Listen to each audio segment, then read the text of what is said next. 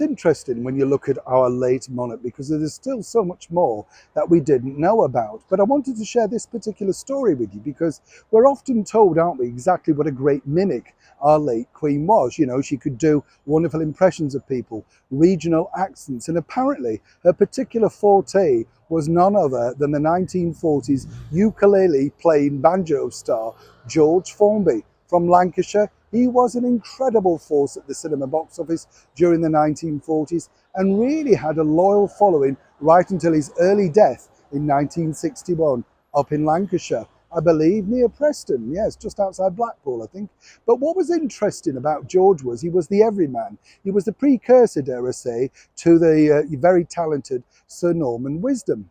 But there was another lady that Her Majesty the Queen truly loved. And this all started way back when she was a very young girl. We're talking about this lady, Florence Desmond. Now, Florence Desmond was, shall we say, the very first impressionist that actually appeared on BBC Radio. She was so good at these impressions, people failed to believe that, in fact, they were impressions. They thought the BBC had actually got real people.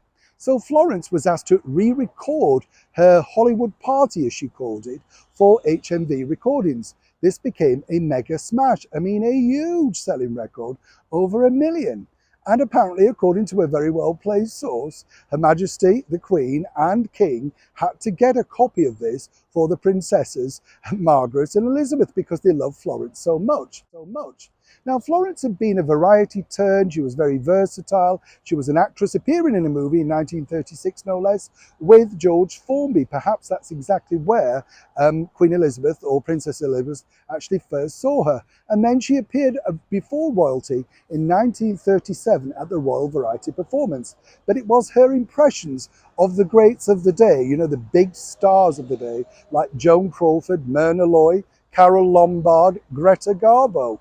All was going well, according to that very well-placed source, until Florence, of course, decided to expand her range. Now, she was no slouch, you know, Florence, because she's very clever. She made sure that she got herself attached to the relevant people, so much so that she was dressed in 1936 by the up-and-coming designer Norman Hartnell, as many people know, would become the firm favourite of the Queen Mother and, in turn, of course, Her Majesty the Queen, Queen Elizabeth II. But what happened was the King and the Queen decided that Princess Elizabeth and Margaret could not listen to Florence anymore because her latest recording was considered way too risque. You see, she'd branched out and decided to do risque people like the blonde bombshell Mae West, star of movies like I'm No Angel and She Done Him Wrong. Now, apparently, this particular material was considered very risque, and so much so that the BBC refused to play it or indeed broadcast it. But there was a record produced, and apparently this is what exactly happened. The King and the Queen overheard this particular record being played inside the palace and very quickly felt that this wasn't the correct material for the young princesses. But right until the end of her life, Queen Elizabeth II really admired Florence Desmond and thought she was a brilliant mimic. So much so that she still kept the record right until this day. And more importantly, it's nice, as I often say here on the show, to shine a light on people like Florence Desmond who have been lost in the annals of time of showbiz and remind everybody that talent truly outlives. And isn't it nice every now and again to just look back and remember those that entertain so many and so brilliantly?